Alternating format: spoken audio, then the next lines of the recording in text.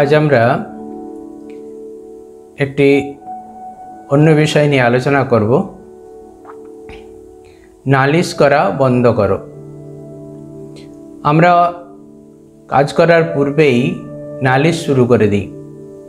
কাজ করতে তো বাধা আসবেই, কিন্তু নালিশ করে বিশেষ কোনো ফল হয় বলে জানা নেই। তার ফলে আরও সমস্যা সম্মুখীন হতে হয় এবং যে সমস্যার সম্মুখীন হই তার সমাধান আমাদের নিজেদেরকেই করতে হবে। নিজের দায়িত্বে কাজ করে যাওয়া সবথেকে বুদ্ধিমানের। স্বামীজি বলতেন, take the whole responsibility on your shoulder. দাঁড়িয়ে দাঁড়িয়ে অন্যকে দোষ দিলে কেবল তার সমাধান হয় না।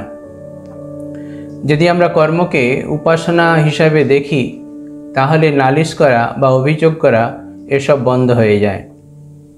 কেউ রাস্তা তৈরি করে দেয় না, নিজেকেই রাস্তা তৈরি করে নিতে হয়। সংগ্রামী ও সৎ সাহসীর নির্ভরযোগ্য রাস্তা তৈরি করতে পারে।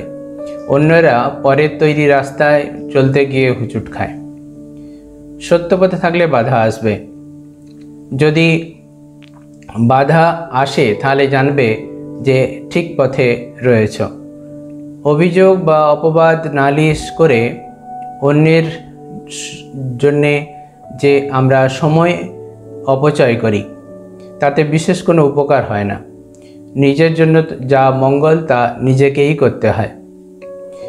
নিজের কোনো ক্ষতি হলে আমরা অনেক সময় অন্যের উপরে দোষারোপ করি, অন্যের নালিশ করি, কিন্তু যারা সাহসী, যারা উদ্যমী, যারা বিচক্ষণ, তারা কখনো কিন্তু এটি করে না। তারা নিজেদের যে সমস্যা তারা নিজেরাই সমাধান করে নিতে পারে।